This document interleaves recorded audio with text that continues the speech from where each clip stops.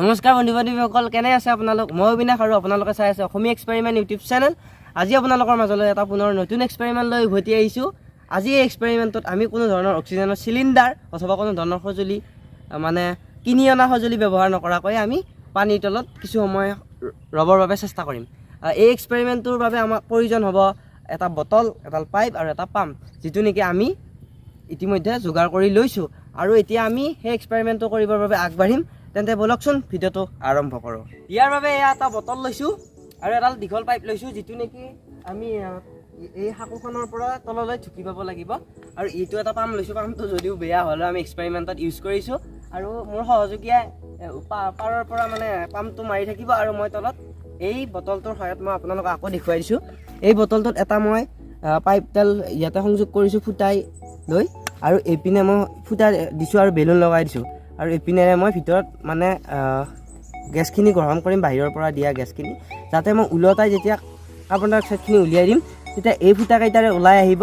আৰু যেতিয়া মই আকৌ গ্ৰহণ কৰিম এই বেলুনখনে এনেকৈ ঢাকন মাৰি ধৰিব আৰু এইডালেৰে অক্সিজেনখিনি যাব। আৰু তাৰ ফলত মই মোৰ ধাৰণা কিছু সময় তাত থাকিব পাৰিম। সেয়েহে আমি এতিয়া এক্সপেৰিমেণ্টৰ বাবে আগবাঢ়িছোঁ। আৰু এতিয়া আমি এই এক্সপেৰিমেণ্টৰ বাবে এই এটা মূৰ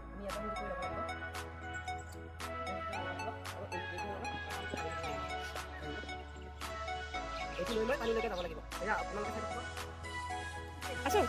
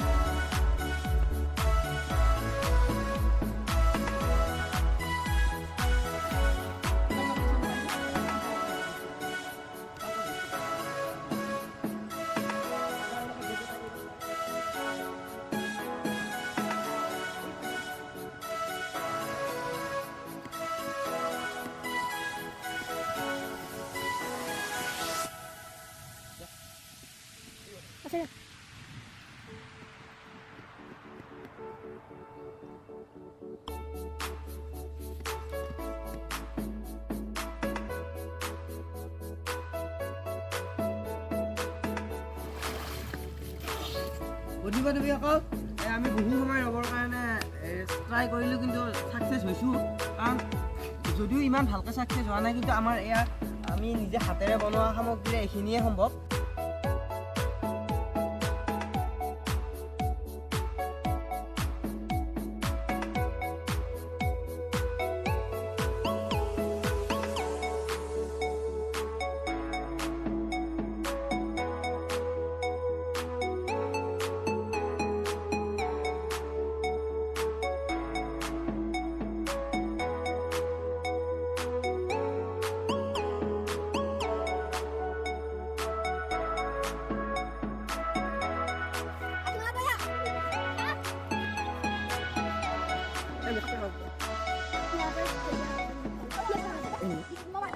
বন্ধু বান্ধৱীসকল, ভিডিঅ'টো চাই কেনে পালে? যদি ভাল লাগিল আপোনালোকে এটা কমেণ্টৰ জৰিয়তে জনাব আৰু লাইক কৰিবলৈ নাপাহৰিব। আপোনালোকে আমাৰ চেনেলটো প্লিজ ছাবস্ক্ৰাইব কৰিব। আৰু এয়া মোৰ সহযোগী ৰাহুল আছে, ইও আমাক যথেষ্ট ভিডিঅ'টো বনোৱাত যথেষ্ট সহায় কৰিলে। আৰু কেমেৰা পাৰ্চন আছে সুমন ডেকা, সিও আমাক সহায় কৰিছে। আৰু আমি আপোনালোকৰ মাজলৈ ইমান কষ্ট কৰি ভিডিঅ'বোৰ লৈ আহোঁ, আপোনালোকে অলপ আঁকোৱালি ল'ব বুলি আশা ৰাখিছোঁ। যদিও আমি এই এক্সপেৰিমেণ্টত একদম সম্পূৰ্ণভাৱে ছাকচেছ হ'ব পৰা নাই, কিন্তু আমি ক'ব নোৱাৰোঁ যে এইটো ফেইল হৈছোঁ, কাৰণ আমি নিজ হাতেৰে যোগাৰ কৰা বা নিজ হাতেৰে বনোৱা বস্তুৰে ইমানখিনি ছাকচেছতে আমি সুখী। আৰু আপোনালোকে যদি ভিডিঅ'টো চাই ভাল পালে প্লিজ লাইক কৰিব, আকৌ এবাৰ ক'লোঁ। আৰু চেনেলটো প্লিজ ছাবস্ক্ৰাইব কৰিবলৈ নাপাহৰিব। আজিলৈ ইমানেই।